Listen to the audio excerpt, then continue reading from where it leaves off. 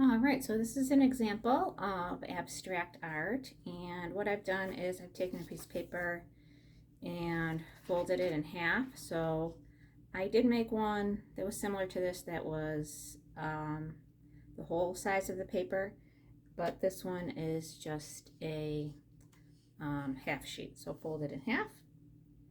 And the next step is to draw with permanent marker. So this is sort of a medium size. I've also done one like this that was a mini size. So here's our medium today. And I'm going to just make a curling, wavy line going across our paper. Now you could do regular black marker with this if you don't have a Sharpie. It's just that the Sharpie will not blend in with the other marker colors, so it's nice in that way. Okay, and then I also went back over this Sharpie line. So I'm just sort of doubling it up here.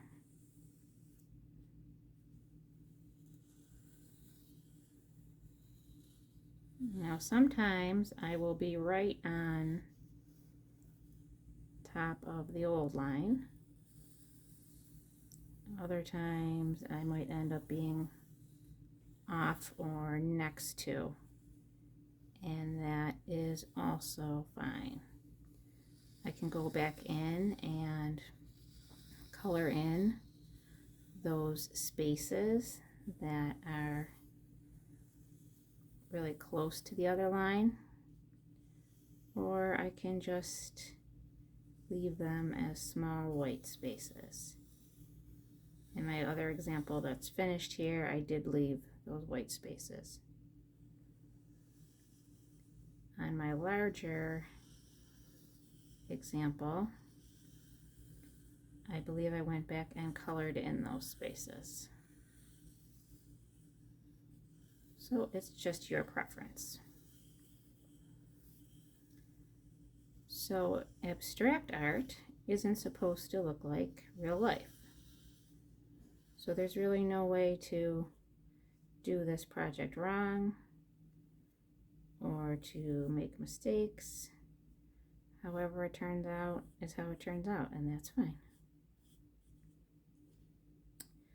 Okay, so after I've done my black Sharpie line, then I'm going to use markers, regular Crayola markers, to fill in these spaces that are created by my lines crossing over each other. So very often I will work with rainbow colors and just start in rainbow order. And I just sort of skip around my paper. I try not to do red next to red next to red. I try not to do the same colors right next to each other. And when I color in a space, I usually sort of follow the inside shape of the space first, and then color in either line by line like this, or color back and forth with short strokes, so I make sure I stay inside my lines.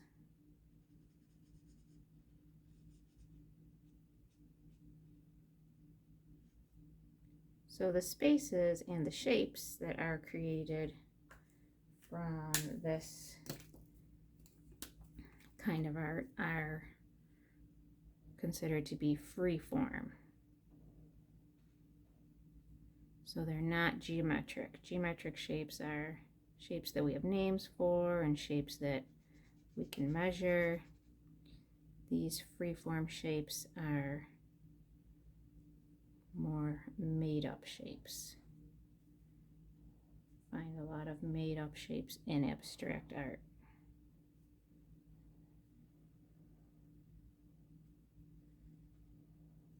An artist that creates a lot of abstract art is Kandinsky.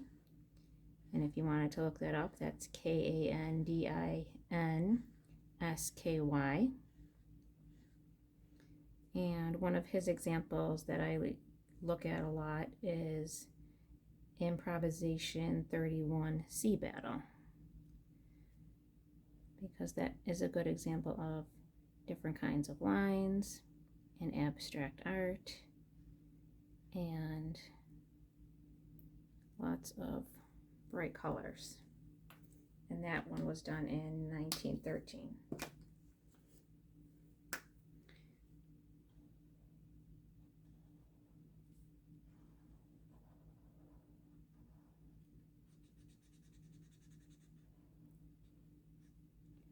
So it's nice when you're coloring in, if you have some markers that are newer,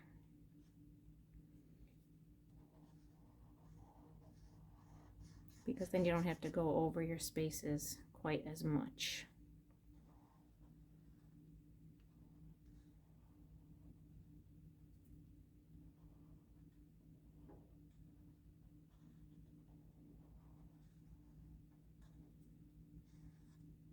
And hopefully the process of creating your art and coloring it in is relaxing and enjoyable.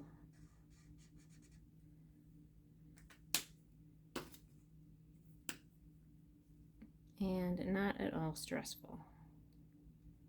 Because when you're concentrating on your art, you're not thinking about other things. And sometimes that's a nice distraction.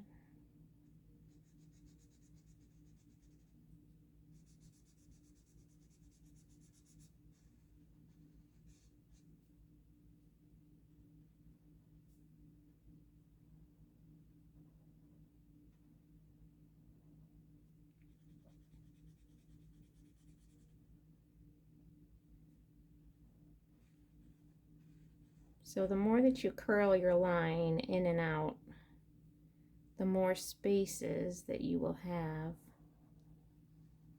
for coloring in. So you'll have smaller spaces if you do more lines. So if your lines are crossing over each other more, you're going to end up with more spaces for coloring in. And that is just your preference.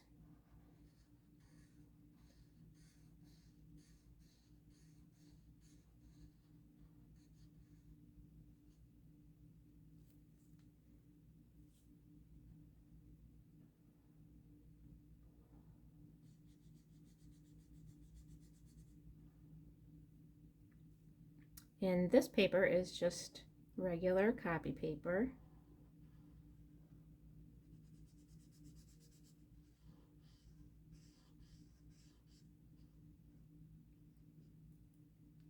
And that's usually fine for using markers and pencil.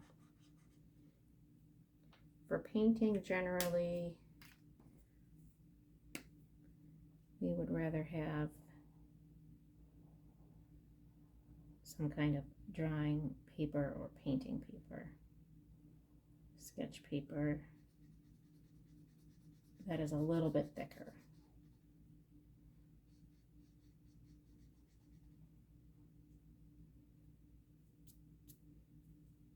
So a lot of times on sketch pads they will tell you how many pound weight the paper is. So like for painting, I generally like an 80-pound paper, or even a 70-pound paper is usually fine for painting. If it's a lower number, like 50 or 40, that's more for just drawing.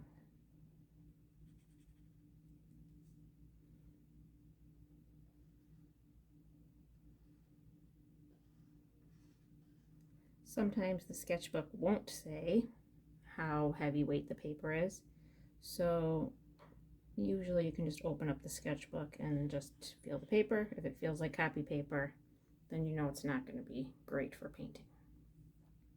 Alright, so I hope your artwork turns out just wonderfully for you. If you want to, you can fill in all the spaces like I did in this one, or you can leave some of them white like I did on this one. This one can still be a finished piece of work. Alright, and good luck.